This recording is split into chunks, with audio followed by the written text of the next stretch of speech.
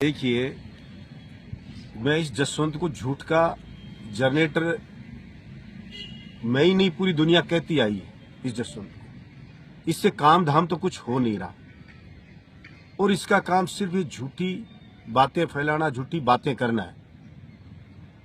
FIR करवाई कि साहब मैंने हमला करवाया उसके लड़के पे। अब आप भी ये सोच सकते हो, अगर बलजीत यादव हमला करवाता, अगर बलजीत यादव, तो या तो वो इमरजेंसी में जाता या सिलपटा के शमशान में जाता, झूठी रिपोर्ट कराने थाने नहीं जाता वो। इतना तय मान लो आप। मुझे बताया डीएपी की कमी और बिजली से परेशान लोगों ने उसके चाटे मारे, उसकी ठुकाई कर दी। तो वो तो 6 महीने बाद गांव गांव में पिटेगा जसवंत। ये जसवंत गांव गांव में लोग इसको पीटेंगे जो परेशान हो गए लूटपाट से, इसकी से दलाली से। ये ओवरब्रिज देख लो आप अपना, कोटपुतली का 3 गुना ओवरब्रिज था, वो चालू हो गया है। और या ठेकेदार से बस लाओ, महीने के लाओ पैसे, मिट्टी नहीं उठाने दूंगा, काम नहीं करने दूंगा। ये नासरपुर की जमीन है, उसको हड़प रहा है, खरीद रहा है किसानों की। ये बिचपुड़ी के किसान है, उनकी पूछो जमीनों की दलाली कर रहा है। चुनाव में कहता था ये हो गया वो हो गया। अरे करवाना फैसला, उस एसडीएम की जांच तक नहीं करा सका। मैंने कई बार मांग करी कि इसकी जांच कराओ। तो ये तो झूठ का जनरेटर है।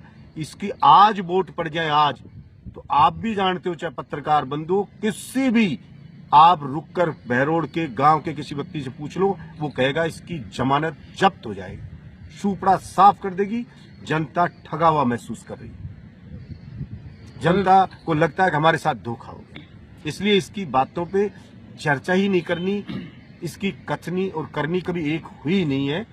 मैं तो ये कहता हूं, आप ये देखिए, इसको शर्म नहीं आती निर्लज को कि मेरे कराए हुए कामों का, जिनका प्रतिभावान छात्र छात्राओं ने उद्घाटन कर दिया है, उनका उद्घाटन करता है। शेषड़ा जोड़ में जा रहा है, किसी शमशान का जाके कर रहा है। शेषड़ा जोड़ में कब से काम हो गया, 2.25 करोड़ रुपए का पिछली सरकार का टेंडर हो गया, उसको जाके कहता मैं बना रहा हूँ।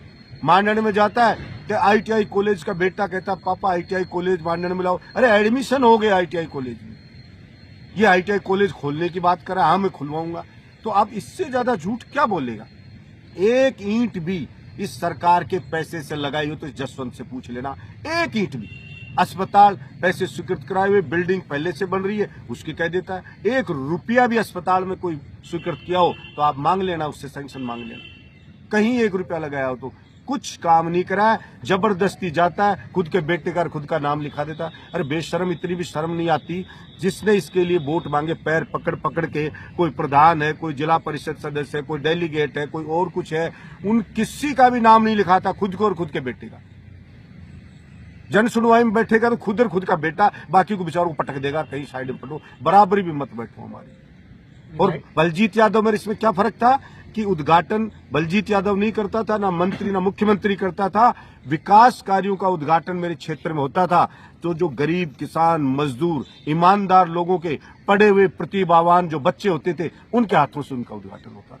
यही फर्क है बलजीत यादव के राज में और इस मौजूदा सरकार में। धन्यवाद।